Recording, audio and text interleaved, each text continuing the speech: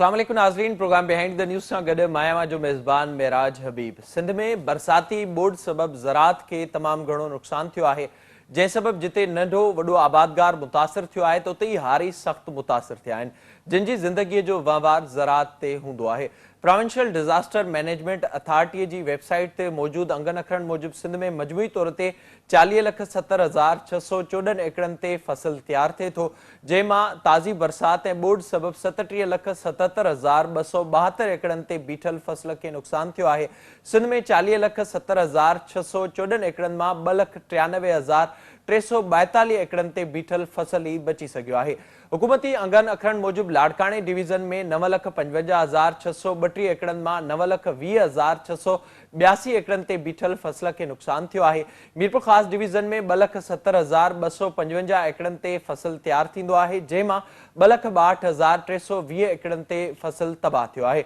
शहीद बेनज़ीराबाद डिवीज़न में 8,49,053 एकड़नि ते फ़सुलु तयारु थिए थो, जंहिं मां 8,10,687 एकड़ फ़सुलु तबाह थी चुको आहे। सखर डिवीज़न में 9,35,430 एकड़नि मां 8,37,345 एकड़नि ते बीठल फ़सुलु तबाह थी चुको आहे। हैदराबाद डिवीज़न में 10,60,244 एकड़नि ते फ़सुलु थिए थो, जंहिं मां 9,46,238 एकड़नि ते बीठल फ़सुलु तबाह थी चुको आहे। इन वक़्तु सभ खां अहम सवाल इहो आहे त ज़रात सां तालुक़ रखंदड़ नंढनि हारियुनि जी बहाली कीअं मुमकिन थींदी। सिंध हुकूमत हिन साल ई मार्च में वर्ल्ड बैंक जी मदद सां Sindh water and agriculture transformation सवाट नाले हिकु प्रोजेक्ट शुरू कयो आहे, जंहिंजी मजमूई तौर ते बजेट $310 मिलियन आहे, जंहिंजी मालियत पाकिस्तानी रुपयनि में 67 अरब 29 करोड़ 65 लख 67 हज़ार थिए थी, जंहिं मां पाणीअ जे वसीलनि जे इंतज़ाम लाइ $25 मिलियन रखिया विया हुआ। पाणी जी फ़राहमी लाइ $150 मिलियन रखिया विया हुआ, जॾहिं त ज़रात जी सब्सिडी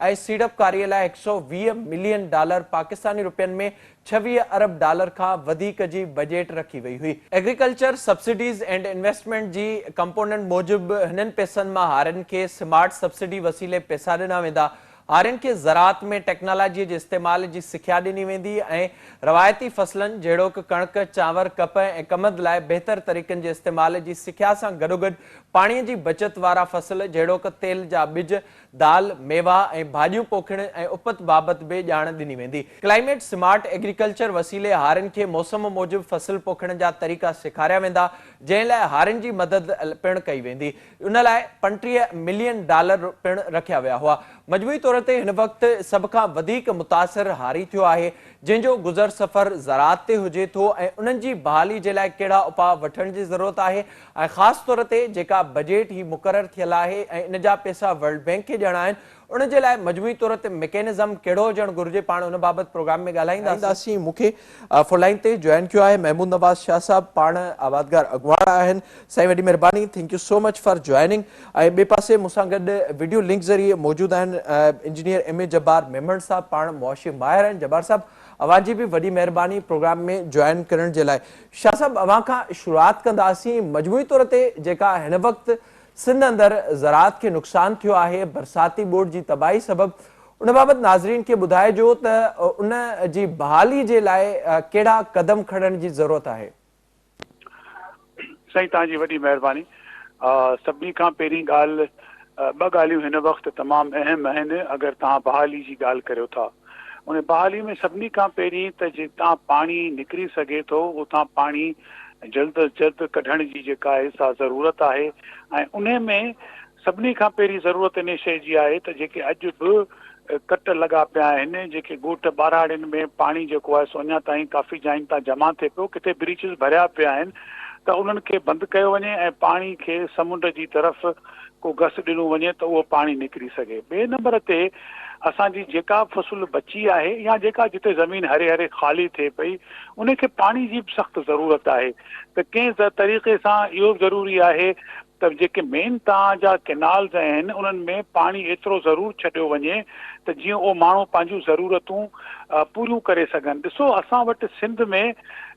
ज़मीन जे छो त ज़ेरे ज़मीन पाणी जेको आहे सो उहो कुझु ख़राब बि थी वियो आहे, हाणे ख़राब बि आहे, त पीअण जे पाणी जूं बि काफ़ी जायुनि ते हाणे दिक़तूं ऐं मुश्किलूं आहिनि, जंहिंजे करे लाइफ स्टॉक इम्पैक्ट थो करे। त तव्हां जी ॻाल्हि ऐं इहो सवाल बिल्कुलु ठीकु आहे त हिकिड़ी तरफ़ जेको लॉस थी वियो सो थी वियो ऐं हाणे वधीक लॉस खे बचाइण जे लाइ रबी जी मेन सीज़न हले पई त उन में तमामु घणी ज़रूरत आहे त सरकार इन्हनि ॿिनि ॻाल्हियुनि ते सोचे। ऐं टी ॻाल्हि जेका इंटरवेंशन ॿुधूं था सरकार करे पई ऐं उनजे लाइ वर्ल्ड बैंक बि पैसा रीएलोकेट कया आहिनि त उन्हनि खे पहिरीं ॿुधायो वञे त इहो पैसा किथे ख़र्च थींदा, कहिड़ी मद में ख़र्च थींदा ऐं कीअं ख़र्च थींदा। इहे ॿ टे शयूं न थींदियूं त इहो जेको रिहेबिलिटेशन जो जेको प्रोग्राम आहे उनखे प्रॉपर डायरेक्शन न मिली सघंदी ऐं जंहिंजे करे नुक़सान जेके आहिनि से अञा बि वधीक ऐं शदीद थींदा। सर उन जे लाइ शाह साहब इहो ॿुधाइजो त मैकेनिज़म कहिड़ो हुजणु घुरिजे, छो त ज़ाहिर आहे असां सिंध में माज़ी में इहो ॾिठो आहे खणी पोइ रेस्क्यू खां वेंदे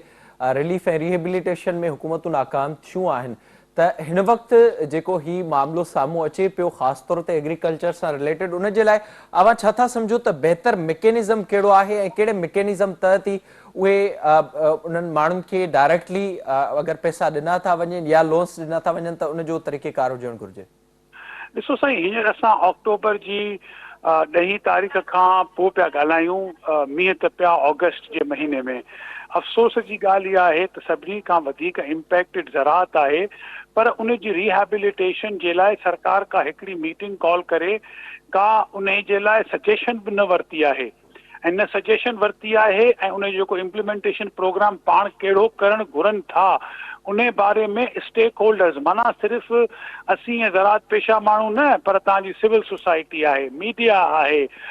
ॿियूं घणी ऑर्गेनाइज़ेशन्स आहिनि। अनफॉर्चुनेटली उनखे बि न ॿुधायो वियो आहे त कहिड़े क़िस्म जूं इंटरवेंशन्स प्लान पई थियनि। असां जेके अफ़वाहूं ॿुधूं पिया त को 22-24 अरब रुपए जो को कणक डिस्ट्रीब्यूशन जो प्लान आहे ॿिज जो, उन जी इम्प्लीमेंटेशन जे लाइ अञा का बि शइ ऑन द ग्राउंड न थी आहे। असांजो बरअक्स इन जो चवणु इहो आहे त कणक जे लाइ बिल्कुलु कोशिशि करियो, पर ही ज़मीनूं नवंबर 15 ताईं ख़ाली न थी सघंदियूं। ज़रूरी इन शइ जी ॻाल्हि आहे त अगरि कणक खां पोइ तेली ॿिज जीअं सनफ्लावर न उन जी रुगो पाकिस्तान ऐं सिंध खे ज़रूरत आहे ऐं $3.5 अरब खां वधीक असीं इम्पोर्ट करियूं था, पर उन में थोरी बहितरी ॻाल्हि इहा आहे त उहा फेब्रुअरी जे महीने ताईं पोखिजी सघे थो, कणक खां घटि पाणीअ ते थी सघे थो ऐं पंहिंजो उन जी मार्केटिंग जेका आहे सा वधीक आसान आहे। त अहिड़े क़िस्म जूं इंटरवेंशन्स जे अप्रोप्रिएटली प्लान कनि ऐं का सजेशन वठनि त असीं बिल्कुलु जेका आहे सा उहे सजेशन्स जेके आहिनि से ॾियण लाइ तयारु बि आहिनि ऐं असां हिकिड़ी प्रेस कॉन्फ्रेंस करे उहे राइटिंग में ॾेई चुका आहियूं। जी जब्बार साहब, अव्हां ॿुधाइजो सर ही जेका मजमूई तौर ते सिंध में सूरत हाल आहे ऐं सिंध में जेको वधि में वधि मुतासिर थींदड़ माण्हू आहिनि जिन जो तालुक़ु ज़राअत सां आहे ऐं उन में बि जेको नंढो हारी आहे ऐं उनजो जंहिंजो सभु कुझु लुड़ी वियो, ज़ाहिर आहे कचरा घर लुड़ी विया ऐं उन खां पोइ जॾहिं हाणे रिहेबिलिटेशन वारो मामिलो अचे थो ऐं जेके पैसा ख़ासि तौर ते Sindh water and agriculture transformation जे लाइ रखिया विया हुआ $310 मिलियन ऐं उन में बि ज़राअत जे लाइ जेके रखियल पैसा आहिनि, अव्हां सम्झो पिया $120 मिलियन हिकु वॾी रक़म आहे ऐं उहा रिहेबिलिटेशन जे लाइ ख़ासि तौर ते कहिड़े तरीक़े सां इस्तेमालु करे सघिजे थी ख़ासि जंहिंसां नंढे हारी खे फ़ाइदो पहुचे? ॾिसो, मुंहिंजो ख़्यालु आहे की रिसोर्सिस जी जेको अलोकेशन आहे उन में त को शक कोन्हे की विदाउट रिसोर्सिस तव्हां जेको आहे सो कंहिं बि प्लानिंग जे बारे में जेके चइजे त financial equitable distribution and it's investment इन दी सेक्टर्स जंहिंमें क्या प्रायोरिटी हुअणु खपे, जीअं शाह साहब ने ॻाल्हियूं पिया कयूं त हाणे उहे जेके प्रायोरिटीज़ आहिनि, नंबर 1 सिंध में ख़ासि करके मां ॾिसां थो त पब्लिक प्राइवेट पार्टनरशिप तव्हां ॿुधंदा हूंदव, प्रोजेक्ट प्राइवेट, त सिंध में जेका पब्लिक प्राइवेट पार्टनरशिप आहे एग्रीकल्चर जे हवाले सां, ये शाह साहब आहे, ॿिया बि चङा असांजा दोस्त आहिनि जंहिंजी तमामु सुठी सम्झ आहे, बल्कि हुननि जो हिकिड़ो तादाद बि काफ़ी मां ॾिसंदो आहियां हींअर काफ़ी वधियल आहे ऐं उहे जेके आहिनि से इन्हनि ॻाल्हियुनि खे उथारीनि बि था। उहे उन्हनि ॻाल्हियुनि खे प्रेस कॉन्फ्रेंस खां अलावा सरकार जे साम्हूं जिते जिते मौक़ो अचे उते ॻाल्हाइनि था। हाणे जेके शाह साहब ॻाल्हियूं कयूं, थोरो मुंहिंजो ख़्यालु आहे उन खे थोरो वाइंड अप कयूं त अॻिते हलूं। शाह साहब बिल्कुलु सही चयो त बाबा सभ खां जेको पहिरीं जेका ॻाल्हि आहे उहा आहे त पाणी जेको आहे सो उन जी निकाली थियणु खपे, पर गॾोगॾु शाह साहब इहा बि हिकिड़ी एडेड अप्रीहेंशन ॾेखारी, छाकाणि त पाण एग्रीकल्चर क्लास सां आहिनि त वाहन वग़ैरह में पाणी ओतिरो ॾिनो वञे जिते जेको आहे सो फौरी तौर ते पाणीअ जी ज़रूरत हुजे। हिकिड़ो टाइम फ्रेमवर्क जे हिसाब सां असांखे वधीक सम्झ आहे हिननि जी, त हुननि जेको आहे सो हिकिड़ो 15 नवंबर ताईं जेका आहे सा हिकिड़ी टाइम फ्रेमवर्क जेका आहे सा ॾेखारी आहे। उन खां पोइ सनफ्लावर लाइ ही इज़ राइट, हिकिड़ो वॾो इम्पोर्ट बिल आहे, उहो फेब्रुअरी में मुमकिन आहे। पर हाणे इन्हनि सभिनी ॻाल्हियुनि खे जेकॾहिं डेवलप करण लाइ छा पब्लिक प्राइवेट पार्टनरशिप या ब्यूरोक्रेटिक जेको सिस्टम आहे उन सिस्टम जे अंदरि जेकॾहिं मां त चाहियां थो त करे हिकिड़ियूं स्टेटूटरी तौर पे कानूनी तौर पे इदारा ठहनि जंहिंखे चइबो आहे त एडमिनिस्ट्रेशन ऑफ इरिगेशन जो जेको सिस्टम आहे उहो टोटली ब्यूरोक्रेटिक आहे। उन ते इन्फ्लुएंस करण वारा पाण जेके आहिनि से उहे सियासतदान आहिनि ऐं उनखे ख़राबु करण वारा सियासतदान आहिनि। हाणे इन सॼे सिलसिले में जेका ख़राबी पैदा थिए थी उहा ख़राबी जेका आहे सा पाकिस्तान बतौर कुल सिंध खे मां नथो इंक्लूड कयां पर पूरे पाकिस्तान जे हवाले सां ख़दशात अहिड़ा बि आहिनि जो यूनाइटेड नेशंस जे जेको आहे सो स्पोक्समैन इहो हिकिड़ो प्रेस स्टेटमेंट ॾिनो,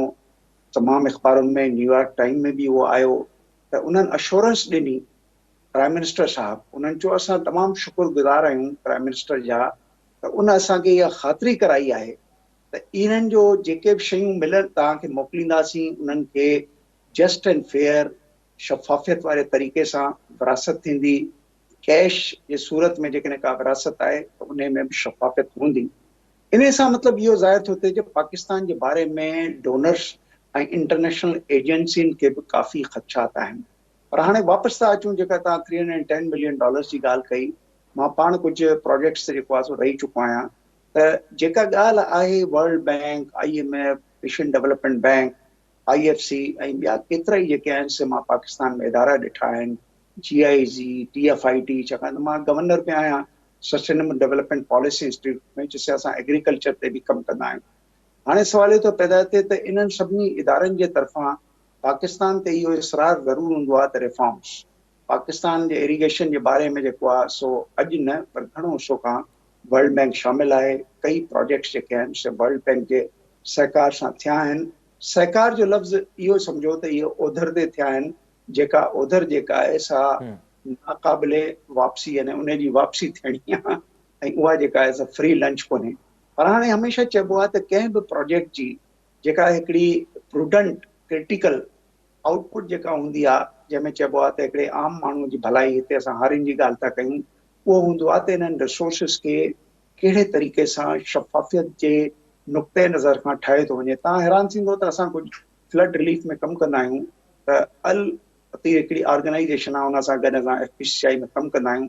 जेका शइ सरकार $100 में वठे वेठी, असां उहा शइ $9 में वठूं था, सिमिलर शइ। हाणे मूंखे ॿुधायो त इन क़िस्म जी जेका आहे सा कोटेशन बेस जेको आहे सो अकाउंटिंग जेका आहे उन में अथव घणे भाङे जेको आहे सो इरेगुलरिटीज़ तमामु घणियूं आहिनि। हाणे जेकॾहिं वापसि अचूं त छा world bank, IMF really Pakistan में को रिफॉर्म्स ॾिसणु चाहिनि था? ही त रुॻो तव्हां एग्रीकल्चर रिफॉर्म्स जी ॻाल्हियूं था कयो, असां इकोनॉमिक मैनेजमेंट में रिफॉर्म्स जूं ॻाल्हियूं ॿुधियूं, असां पावर सेक्टर जे हवाले सां ॻाल्हियूं ॿुधियूं, असां जेको आहे सो गैस इकोनॉमी जे हवाले सां ॻाल्हियूं ॿुधियूं, socio economic development, PSDP expenditure जंहिंमें PC1 ठहंदा आहिनि वॾा वॾा, मां पाण उन्हनि में शरीक रहियो आहियां, त उन्हनि जे हवाले सां हुननि तमामु घणो इसरार कयो त रिफॉर्म्स हुजनि। जेकॾहिं वापसि ईंदासीं इरिगेशन की तरफ़, कंहिं हंधि बि के बि रिफॉर्म्स जेके आहिनि से इम्प्लांट न थिया आहिनि। आख़िर इहे डोनर्स वग़ैरह छा थ्योरिटिकल लफ़ाज़ी तौर ते रिफॉर्म्स जूं ॻाल्हियूं कनि था, या शायदि मां इहो चवंदुसि त जियो इकोनॉमिक्स ऐं जियो पॉलिटिक्स में पाकिस्तान खे ईअं ई रहिणो आहे जेको दुनिया खे सूट करे थो, त पाकिस्तान उन जे ॿुधण ऐं चवण में रहे। हाणे वापसि अचां एग्रीकल्चर जे हवाले सां, त इहा हिकिड़ी वॾी बदनसीबी अथव। जेकॾहिं तव्हां हिस्ट्री ॾिसो त हिते फ्लड कमीशन जेका आहे सा 1977 में ठही ऐं उन जो कमु इहो हो त सूबनि में सॼे पाकिस्तान में जिते जिते वर्करी जे निज़ाम में कैपेसिटी वधाइण जी ज़रूरत हुजे, उन्हनि खे स्ट्रेंथन करण जी ज़रूरत हुजे, बंदनि खे मज़बूत करण जी ज़रूरत हुजे, वधीक आउटलेट्स जेके आहिनि ठाहिण जी ज़रूरत हुजे, बैरेजिस वग़ैरह ई जेका आहे सा ठहियल ऐं ठहंदड़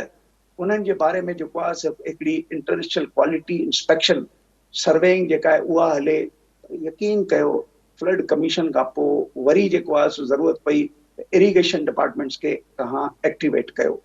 एक्टिवेट करण जे नतीजे में इहो थियो त वॾा वॾा फंड जेके आहिनि इन्हनि खे मिलिया, एक्नेक मां जेके ॿाहिरि निकिता उहे बि हिते आया, ऐं उन खां अलावा वरी डोनर्स जी सिधो सो मिलाप थियो इरिगेशन डिपार्टमेंट सां। हाणे जेकॾहिं इरिगेशन डिपार्टमेंट जी तव्हां परफॉर्मेंस ॾिसंदो, मूंखे यादि आहे विच में हिकिड़ी सीडा ज़रा वग़ैरह। बिल्कुलु बिल्कुलु मां दुरुस्त पिया चओ। जबर साहब पाण इन ते ईंदासीं, जेका हिन वक़्तु मजमूई तौर ते सूरत हाल उन बाबति हिते वक़्तु नंढे ब्रेक जो असां सां गॾु रहिजो।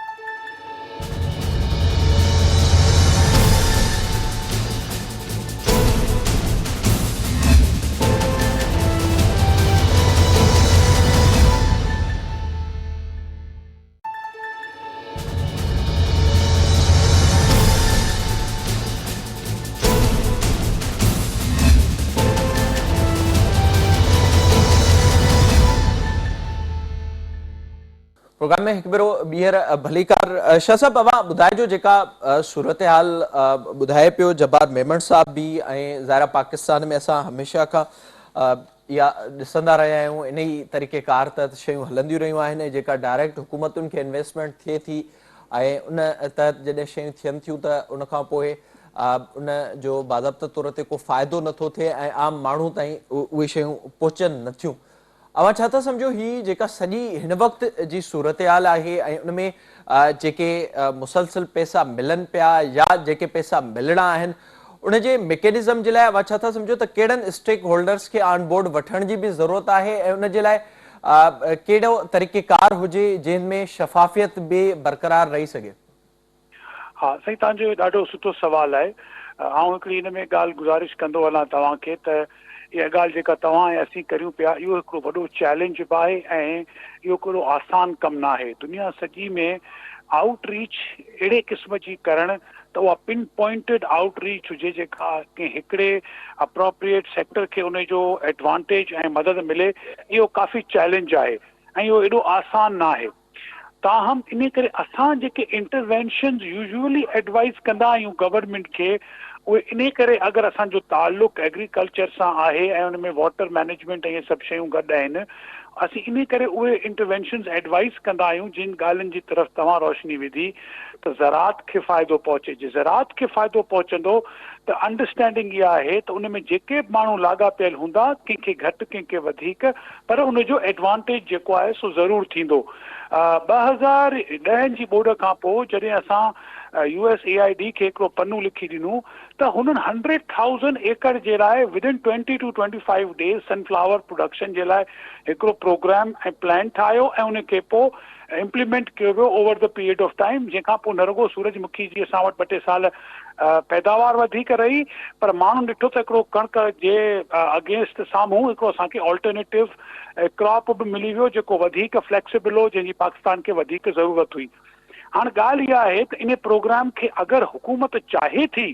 त असांखे ट्रांसपेरेंटली उनखे इम्प्लीमेंट करिणो आहे, इफेक्टिवली करिणो आहे विदिन लिमिटेशंस, त ज़रूरत इन ॻाल्हि जी आहे त हिनखे पहिरीं ओपन करे स्टेक होल्डर्स खे इन्वॉल्व त करे न, जेके आहिनि माण्हू, अगरि उहे इन्वॉल्व ई न रहंदा त ज़ाहिर सी ॻाल्हि आहे त तव्हांखे ॻाल्हि सम्झ में ईंदी त इहा ॻाल्हि मुबहम ऐं लिकल छो पई कई वञे। असांखे बि अॼु खां पोइ थोरी घणी ख़बर पए पई त वहे वापरे छा पियो, ऐं जॾहिं असांखे को पेपर वर्ल्ड बैंक जो जेको रीएलोकेशन ऑफ फंड्स थिए पई, केतिरी पई थिए ऐं छा पियो थिए, उन में ख़बर पवंदी त असीं उन में पोइ एग्ज़ैक्टली पिन पॉइंट कंदासीं। पर स्टेक होल्डर्स जेके एग्रीकल्चर सां इन्वॉल्व आहिनि, जेको तव्हांजो सुवाल आहे, सिविल सोसाइटी जा माण्हू, गॾोगॾु तव्हांजूं सुठियूं NGOs आहिनि जिन जी आउटरीच ॾाढी सुठी आहे, उन्हनि खे इन्वॉल्व करणु, ऐं थर्डली मीडिया खे इन्वॉल्व करण बि इम्पोर्टेंट आहे त इंफॉर्मेशन डिसिमिनेट थिए, माण्हुनि खे ख़बर पए त हीउ छा वहे वापरे पियो, ऐं अगरि उन में का कोर्स करेक्शन, माना अगरि कुझु ज़रूरत आहे उनखे बहितरी आणण जी, त उन में को मज़ाइको न आहे उनखे दुरुस्त करण जो। अनफॉर्चुनेटली तव्हां इहा ॻाल्हि ठीकु बिल्कुलु कई त छो त असां पास्ट में कहिड़े क़िस्म जा प्रोग्राम्स इफेक्टिवली न हलाए सघिया आहियूं, इन करे उहे ख़दशा ऐं शकूक उहे जेके आहिनि से जनम वठनि था त यार इहा शइ अप्रोप्रिएटली इम्प्लीमेंट न थींदी। जी जवाहर साहब, तव्हां ॿुधाइजो, जेका शाह साहब ॻाल्हि करे पियो, ऐं ज़ाहिर जेको असां पाकिस्तान में सूरत हाल ॾिठी आहे, ख़ासि तौर ते सिंध में, जॾहिं इहे मामला साम्हूं अचनि थिया रिफॉर्म्स जे लाइ जॾहिं ख़ासि तौर ते एग्रीकल्चर सेक्टर में उन में इन क़िस्म जे शयुनि जे लाइ बि बजट रखी थी वञे त क्लाइमेट स्मार्ट एग्रीकल्चर ते कीअं कमु करिणो आहे, हारनि खे उनजी तरबियत कीअं ॾियणी आहे, टेक्नोलॉजी जो इस्तेमालु कीअं करिणो आहे ऐं कहिड़े तरीक़े सां जीअं शाह साहब बि ॿुधायो त उहे ॿिज जेके घटि पाणी ते इस्तेमालु थी सघनि था उन्हनि जो इस्तेमालु कीअं करिणो आहे। इन समेत सभु शयूं कागज़नि जी हद ताईं असांखे नज़र अचनि थियूं पर ग्राउंड ते असांखे नज़र नथियूं अचनि। छा मां सम्झो पिया त इन जो हिकु वॾो सबबु जेका डायरेक्ट इन्वेस्टमेंट थिए पई ऐं गवर्नमेंट जी सतह ताईं थिए पई इहो हिकु वॾो सबबु आहे जंहिंजे करे जेके मुख़्तलिफ़ स्टेक होल्डर्स आहिनि उन्हनि खे बि इन्हनि शयुनि जी ख़बर नथी पवे, हेठी सतह ताईं माण्हुनि ताईं शयूं पहुचनि नथियूं ऐं पोइ कागज़नि जी नज़र सभु शयूं थी वञनि थियूं। ॾिसो जेका शाह साहब ॻाल्हि कई उन हिकिड़े मुंहिंजो ख़्याल आहे काफ़ी मुहतात तरीक़े सां ॻाल्हियूं कयूं। शाह साहब जे चवण जो मक़सदु इहो हो त हिन वक़्तु जेको बि यूनिलैटरल यानी हिकु जहती जेको बि सिस्टम आहे जंहिं सिस्टम में यानी हिकिड़ो आयल सहकार या उधर चऊं या ॾिनल मदद यानी वर्ल्ड बैंक सम्झो था त हिकिड़ो वॾे में वॾो मल्टीलैटरल इदारो आहे। उन सॼे हवाले सां शाह साहब इहो चयो त भई असां जेके स्टेक होल्डर्स आहियूं उन्हनि खे जेको आहे NGOs खे, स्टेक होल्डर्स खे, मीडिया खे सभिनी खे जेको आहे सो इन्वॉल्व कयो वञे त उहे इन जहत में के जेके आहिनि से मुफ़ीद क़िस्म जा मशवरा ॾेई सघनि जंहिंखे शाह साहब हिकिड़ो लफ़्ज़ इस्तेमालु कयो इंटरवेंशन। ठीकु आहे, इंटरवेंशन्स जेके आहिनि से उहे उनजो मतिलबु सवले सिंधीअ में इहो आहे त तव्हां कंहिंजी जेका आहे सा जेको आहे सो कंहिंखे तव्हां माइल करण जी कोशिशि था कयो या नोटिस वठाइण जी कोशिशि था कयो त हिन सॼे स्कीम में हीउ जेको तरीक़ेकार आहे शायदि इन में इस्लाह जी ज़रूरत आहे या जंहिं तरीक़े सां पैसनि जी अलोकेशन थी आहे शायदि इन जा एस्टिमेट्स वधीक कंहिं टी धुर खां वेरीफाई कराइण जी ज़रूरत आहे ऐं जेको कमु आहे उनखे कंहिं जहत में कहिड़े तरीक़े सां मॉनिटर करिणो आहे त पैसनि जी वैल्यू जेका आहे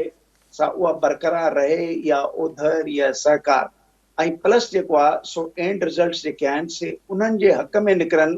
जंहिंमें हिकिड़ो शाह साहब बि आहे। हाणे शाह साहब जेके ॻाल्हियूं कयूं बिल्कुलु मुनासिब सही कयूं। हाणे सवाल थो पैदा थिए त मां तव्हांखे हिकिड़ो मिसाल ॾींदुसि त हिते सिंध में ख़ासि करके असां वटि एग्रीकल्चर यूनिवर्सिटीज़ ऐं ॿियूं यूनिवर्सिटीज़ में जेकॾहिं एग्रो इकोनॉमिक्स बेस्ड जिते ॿियूं डिस्कशन्स डिपार्टमेंट्स आहिनि उन्हनि जी जेका आहे मां ॾिसां वेठो त हिकिड़ो रिएक्टिव क़िस्म जूं ॻाल्हियूं त मां साम्हूं ॾिसंदो आहियां पर प्रोएक्टिव जेके आहिनि से को कोन्हे। डैमेज थियण खां पोइ डैमेज जे बारे में सोच असां वटि आहे पर डैमेज खे कीअं रोकजे उन जे बारे में सोच न आहे। उन में सिविल सोसाइटी जो हिसो, एग्रीकल्चरिस्ट जो हिसो, उन में मीडिया जो हिसो, सभिनी जो हिसो उन में हुअणु खपे त जीअं गवर्नमेंटूं अंडर प्रेशर अची करे हिकिड़ो बफर ज़ोन ठाहिनि जंहिं हंधि ॿई धुरियूं बीठियूं हुजनि, हिकिड़ो एडवाइज़री काउंसिल टाइप जेको आहे सो सिस्टम ऑफ गवर्नेंस हुजे त जीअं उन्हनि माण्हुनि जे लाइ जंहिंजे लाइ ख़र्च पियो थो थिए उन्हनि जूं जेके हिकिड़ो हे प्रैक्टिसिंग सम्झो प्रोफेसर्स आहिनि जेके माण्हू तव्हांखे मशवरो ॾींदा त उहो सिस्टम जेको आहे सो अञा ताईं पाकिस्तान में जेको आहे सो मां चवंदुसि गवर्नेंस जो हिसो न थी सघियो आहे। मां तव्हांखे नंढी मिसाल ॾियां त कैरी ल्यूगर बिल हिकिड़ो तमामु वॾो बिल हो जंहिंमें $1.5 बिलियन ईंदा। मां inspector general of monitoring of United status जॾहिं आयो हो त मां उन सां 2 दफ़ा मिलियो हुउसि। मां हुनखे चयो महिरबानी करे इहे पैसा सरकार खे न ॾियो, तव्हां इहे सरकार खे पैसा ॾींदो त इहे हवाले थींदा कोटेशन्स जे ऐं कोटेशन्स हवाले थींदियूं हिकिड़े वधियल अंग अखर ॾेखारण में ऐं $1.5 बिलियन जी जेका यूटिलाइज़ेशन हूंदी उहा थींदव $150 मिलियन। हुन चयो आख़िर छा कजे? मां चयो तव्हां जेको आहे सो इन काइंड शयुनि खे इम्प्रूव कयो। पावर स्टेशन जे बारे में तव्हां चओ था त कुझु इम्प्रूवमेंट थियणु खपे, ओके उन्हनि खे रिफॉर्म कयो। उन्हनि जो system transmission distribution losses gas में unaccounted for gas losses of gas आहिनि उनखे दुरुस्त कयो ऐं थर्ड पार्टी खां ऑडिट्स करायो। जेकॾहिं किथे तव्हांजी मजबूरी आहे तव्हां कुझु पैसा ॾियो था ऐं उहे कमु कनि था त उनखे थर्ड पार्टी खां फाइनेंशियल ऑडिट्स करायो ऐं फिजिकल ऑडिट्स बि करायो। हाणे इहो तरीक़ो तव्हांखे शायदि चवणु चाहियां थो त इंस्पेक्टर जनरल उन ॻाल्हि खे जेको आहे सो बिल्कुलु जेको आहे सो एक्सेप्ट कयो ऐं उन ज़माने में इहो कमु शुरू थियो। घणे भाङे जेका उहे हुन ज़ारा जेका शाह साहब अवां ॿुधाइजो जेका ही मजमूई तौर ते असां हिन वक़्तु सॼी सिंध में सूरतहाल ॾिसूं पिया, जब्बार साहब जंहिंजो ज़िक्र करे पियो, ट्रांसफॉर्मेशन बि हुजणु घुरिजे, हुन सां गॾोगॾु इहा शइ बि नज़र अचणु घुरिजे त ट्रांसपेरेंसी हुजे, जीअं हेठी सतह ताईं आम माण्हू ताईं उहे शयूं यूटिलाइज़ थी सघनि। ही जेका मजमूई तौर ते सॼी सिंध में हिन वक़्तु सूरतहाल आहे, जंहिंजो प्रोग्राम जे शुरू में अवां बि ज़िक्र कयो, हिन वक़्तु जेको जिन जायुनि ते पाणी बीठल आहे ऐं जेका कणिक जी पोखी आहे उन जी शुरूआति थियण वारी आहे, उन हवाले सां अॼु कैबिनेट में बि अहम फ़ैसिला थिया आहिनि। अवां छा था सम्झो त हुकूमत खे उन जे लाइ कहिड़ा तकड़ा उपाउ वठण जी ज़रूरत आहे ऐं ख़ासि तौर ते जेके माण्हू मुतासिर थिया आहिनि, जिन जो पोयों फ़सुलु सभ खां वधीक मुतासिर थियो आहे, उन्हनि खे कीअं अॻिते हुकूमत आणे सघे थी, उन्हनि जी मदद करे सघे थी त जेका ही पोखी आहे उहा हू बहितर अंदाज़ में करे सघनि। साईं, इन में गुज़ारिश सभिनी खां पहिरीं ॻाल्हि इहा आहे जेका तव्हां जंहिंजी तरफ़ इशारो कयो त जेका क्लाइमेट स्मार्ट एग्रीकल्चर ऐं climate resilience, climate responsibility, climate justice, जंहिंजे करे इहे सभु नुक़सान थियनि पिया ऐं इहा ॻाल्हि डायरेक्टली नेक्सस दुनिया सॼी में ॿाहिरि अची वियो हलियो आहे त इन सॼी जो जेको असर फिरीगिरी तमामु घणो ऑब्वियसली एग्रीकल्चर ते इन करे थो थिए छो त हिकिड़ी एक्सटर्नल क्रॉप आहे, का इंडस्ट्री कान्हे जेका कंट्रोल्ड इन्वायरमेंट में कमु थी करे, त उन इम्पैक्ट सभिनी खां वधीक ज़राअत खे न रुॻो हींअर पियो आहे पर ईंदड़ वक़्त में वधीक पवंदो। असांजे सिंध सूबे जी जेका टिपिकल लोकेशन आहे उन में पाणीअ खे गुज़रणो सिंध मां आहे, त असांखे पुछड़ में बि आहियूं त इन सभिनी सिलसिलनि में इन रिस्पॉन्सिबिलिटी जी ज़रूरत आहे त हिकु वक़्तु जेके हिन वक़्तु जो जेको रिस्पॉन्स आहे उहो ॾाढो स्विफ्ट हुजणु खपे ऐं ॾाढो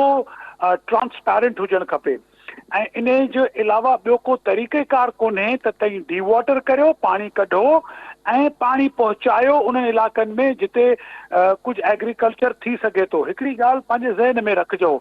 माण्हू ऐं हारी जेको बि आबादगार जिते आहे मौजूदु, उनखे जॾहिं मौक़ो मिलंदो उहो हर ऐं पंहिंजो ट्रैक्टर खणी ज़मीन में घिरंदो ऐं कंहिं न कंहिं शइ जी पोखी करण जी कोशिशि कंदो।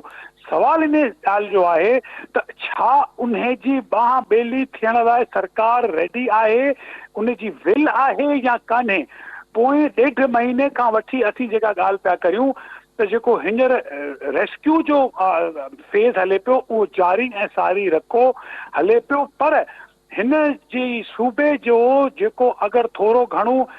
किथां का मिली सघे थी सपोर्ट, उहा एग्रीकल्चर मां मिली सघे थी, पास्ट में मिली आहे त ख़ैर पूरे मुल्क जी मोस्टली एग्रीकल्चर रिलेटेड असांजी इकोनॉमी आहे, पर हिन डिज़ास्टर मां निकिरण जो तरीक़ेकार बि इहो ई आहे त कहिड़े तरीक़े सां इहो फीथो वरी फिरी सघे ऐं इन जे लाइ का रॉकेट साइंस जी ज़रूरत कान्हे, उहा शइ करणु जेका आहे ज़रूरी आहे। हाणे ॾिसो, क्लाइमेट रेज़िलिएंट एग्रीकल्चर जो जेको वर्ल्ड बैंक जो ही प्रोजेक्ट आहे उन में अगरि आउं अॼु सुवाल पुछां त जेके माण्हू इम्प्लीमेंट कंदा उन्हनि वटि किथे का वेदर स्टेशन लॻल आहे, छॾे ॾियो ॿियनि शयुनि खे। क्लाइमेट स्मार्ट त हिकिड़ी एडवांस्ड शइ आहे जंहिंमें वेरिएबल एप्लीकेशन्स आहिनि ऐं ॿियूं शयूं आहिनि, उन ॻाल्हियुनि खे छॾे ॾियो। पर आउं तव्हांखे ॿुधायां कि रिसर्च फार्म्स ते तव्हां वटि वेदर स्टेशन्स मौजूदु आहिनि, को वेदर डेटा तव्हां वटि अवेलेबल आहे, ही जेके मींहं पिया त उन्हनि मां का उन्हनि जी का इंफॉर्मेशन अवेलेबल आहे। दी आंसर इज़ नो। जॾहिं उहा शइ आहे त तव्हां ही सभु शयूं इम्प्लीमेंट करण में तव्हांखे तमामु घणी कैपेसिटी पाण वटि डेवलप करणी पवंदी त इहे शयूं तव्हां इम्प्लीमेंट करे सघो। पर जेको सवाल तव्हां पुछियो त हिन वक़्तु कहिड़ी शइ जी ज़रूरत आहे, हिन वक़्तु साईं ॾाढी बेसिक शयुनि जी ज़रूरत आहे जिन जो बार बार ज़िक्र चारो तरफ़ थिए पियो। पाणी कढो, पाणी प्रोवाइड करियो, जेका कॉस्ट ऑफ प्रोडक्शन आहे, ॾिसो 1.5 साल में भाण जी बोरी DAP जी उहा 6-7 हज़ारनि खां 12-13 हज़ार रुपए जी, यूरिया जी बोरी ऑफिशियल क़ीमत 16-1700 खां वधी 24-2500 रुपया हिन वक़्तु थी वई हली आहे। पेट्रोल जी क़ीमत तव्हांखे ख़बर आहे, छा ॿुधायूं तव्हांखे। उन्हनि शयुनि खे केरु पियो एड्रेस करे। हिकिड़ी DAP जी बोरी ॿुधूं था अगरि हिकिड़े फार्मर खे मिलंदी, छा उहा तव्हांजी टोटल 40-50 लख एकड़ ज़मीन जेका अफेक्टेड इम्पैक्टेड आहे, जंहिंमें माण्हुनि अरबे रुपया ख़र्च कया आहिनि, पंहिंजा तेल ऐं डीज़ल साड़िया आहिनि, उन्हनि खे का रिकूप करे सघंदी। हेल्थ जा जेके इशूज़ आहिनि, तव्हांजी लाइफ स्टॉक जा जेके इशूज़ आहिनि, उनखे रिकूप करे सघंदी। त उन जे लाइ इहे सवाल वॾा चैलेंजिंग ऐं डॉन्टिंग आहिनि। उन जे लाइ सरकार अनफॉर्चुनेटली पंहिंजा पार्टनर्स न पई खणे, पंहिंजा जेके हद ॾोखी माण्हू आहिनि या जेके ऑर्गेनाइजेशन उनखे गॾु कान पई खणे। ही हेॾी पाण डिस्कशन में लाइफ स्टॉक जो अनफॉर्चुनेटली ज़िक्र न कयो। ॾिसो तव्हांजो लाइफ स्टॉक मेन स्टे आहे नंढे माण्हूअ जो 50% खां मथे हींअर एग्रीकल्चर में आहे। ज़रूरत इन शइ जी आहे त हिन वक़्तु वैक्सीनेशन दवाऊं उन्हनि इलाइक़नि में प्रोवाइड कयूं वञनि ताकी जेको ऐं फॉडर त जेको जानवर बचियो आहे सो पंहिंजो वरी जेको आहे सो सेहतमंद थी सघे ऐं वरी उन्हनि एरियाज़ खे सपोर्ट करे सघे। सो वाइड स्प्रेड बिगर टास्क आहे, जाइजेंटिक टास्क आहे, जंहिंजे लाइ अॻे ई टाइम गुज़री चुको आहे ऐं असांखे को हिन वक़्तु अहिड़े क़िस्म जी का जिदत न पई नज़र में अचे त का जिते का अहिड़े क़िस्म जी का को रिस्पॉन्स तयारु थींदो हुजे जंहिं क़िस्म जो डिज़ास्टर सिंध में आयो आहे। जंहिं स्केल जो आहे एग्ज़ैक्टली। जवाब साहब क्विकली मूंखे इहो ॿुधाइजो जंहिंजो ज़िक्र शाह साहब हिन वक़्तु कयो, हिकु मिंट में मूंखे सिर्फ़ु इहो ॿुधाइजो त जेके स्टेक होल्डर्स आहिनि, मिसाल तौरु एग्रीकल्चर सां शाह साहब जो तालुक़ु आहे ऐं हू पंहिंजी राय हिते रखनि पिया, त उन्हनि खे कहिड़ा क़दम खणण जी ज़रूरत आहे त घटि में घटि जीअं हुकूमत उन्हनि सां ॻाल्हियूं करे उन्हनि खे ऑन बोर्ड वठे ऐं उन्हनि जी राय वठे जेके उन फील्ड में सभ खां वधीक कमु कनि था, त जीअं ट्रांसफॉर्मेशन भी थी सघे ऐं उन सां गॾोगॾु ट्रांसपेरेंसी भी हुजे इन सॼे अमल में। ॾिसो इनखे सवले सिंधी मां इहो चवंदुसि त जेको माहौल सिंध में आहे उन में माण्हू हुकूमतुनि खां डिॼनि था, न कि हुकूमतूं माण्हुनि खां डिॼनि थियूं। डेवलप्ड कंट्रीज़ में जेको आहे सो माण्हुनि खां हुकूमतूं डिॼनि थियूं। ॾिसी हाणे जेकॾहिं इहो माहौल, शाह साहब एतिरियूं सारियूं ॻाल्हियूं कयूं जंहिंमें शाह साहब वटि हिकिड़ी लिस्ट ऑफ कंप्लेंट्स हुई जंहिंजे बारे में मां टोटली मुतफ़िक़ आहियां, जेके बि शाह साहब ॻाल्हियूं कयूं। पर हाणे इन्हनि कंप्लेंट्स खे जेकॾहिं शाह साहब तव्हांजे सिंध टीवी जे ज़रिए ॻाल्हाए वेठो, वेरी गुड, माण्हुनि ताईं इहा ट्रांसमिट थींदी, कुझु माण्हू इन्फ्लुएंस जो हिसो ठहंदा। पर जेसि ताईं इहे पाण हिकिड़ो ओतिरो प्रेशर ग्रुप न ठहंदा जंहिंमें हुकूमत हिननि खां डिॼे, तेसि ताईं मुंहिंजे पंहिंजे ख़्याल में का बि बहितरीअ जी या इन्हनि शयुनि ॾे तवजो आणण वारे जेके मरहले में चइबो आहे इम्प्लीमेंटेशन, उहा शायदि पॉसिबल न थींदी। पॉसिबल मां नज़र जॾहिं नथी अचे। कैरी लूगर बिल ते इहो उनखे चयो त सरकार खे न ॾियो, यानी मुंहिंजे पंहिंजे ख़्याल में मां सक्सेसफुल हुयुसि 4 सालनि ताईं। अॼु सिंध जा जेके हालात आहिनि, शाह साहब जेका ॻाल्हि कई मां उन सां 100% मुतफ़िक़ आहियां। पर हाणे इन्हनि ॻाल्हियुनि जो इदराक या इन्हनि ॻाल्हियुनि जी इख़्तिताम या इन्हनि इंटरवेंशन्स खे ॿुधण लाइ ऐं उन ते अमल करण लाइ कहिड़ो टूल आहे त तव्हां पाण हिकिड़ो इन्फ्लुएंशियल ग्रुप ठहियो, तव्हां पाण हिकिड़ो ठहियो। मां तव्हांखे हिकिड़ी आख़िरी मिसाल थो ॾियां शाह साहब जे लाइ। ॾिसो टेक्सटाइल, असां federation of Pakistan chamber of commerce में असां वटि टेक्सटाइल हिकिड़ी एसोसिएशन हूंदी हुई। उहा टेक्सटाइल पंहिंजो पाण खे अलॻि करे 200 अरब रुपयनि जी सब्सिडी वरिती आहे। छा में? बिजलीअ में 20 अरब रुपए जी सब्सिडी वरिती आहे गैस में। DLTL खां अलावा 4 अरब डॉलर जी इक्वलेंट इन रुपीस सब्सिडी वरिती आहे 17 बिलियन डॉलर जी एक्सपोर्ट ते। उहा कीअं वरिती आहे? एडवोकेसी, एडवर्टाइज़मेंट, बेतहाशा पंहिंजो इन्फ्लुएंस ज़ाहिर क्रिएट उन कयो। जे लाइ शयूं इस्तेमालु कबियूं जेसि ताईं प्रेशर ग्रुप न हूंदो तेसि ताईं असां सूरत हाल बहितर न थिए। वॾी महिरबानी, thank you so much Jabbar Memon साहब, महमूद नवाज़ शाह साहब प्रोग्राम में वक़्तु ॾियण जे लाइ। जेका सूरत हाल हिन वक़्तु सिंध में नज़र अचे पई, सभ खां वधीक मुतासिर थींदड़ नंढो हारी आहे ऐं जेको प्रोसेस बहाली जो ख़ासि तौर ते शुरू थियण वञे पियो, उन में नंढे हारी जेको सभ खां वधीक मुतासिर थियो आहे, उन जे लाइ को वाज़िह तौर ते मैकेनिज़म जोड़ण जी बि ज़रूरत आहे, उन में सभिनी स्टेक होल्डरनि खे गॾु वठण जी बि ज़रूरत आहे। इन सां प्रोग्राम जेको अॼु पुॼाणी ते पहुतो पंहिंजे मेज़बान महराज हबीब खे ॾींदा इजाज़त। तलावाई।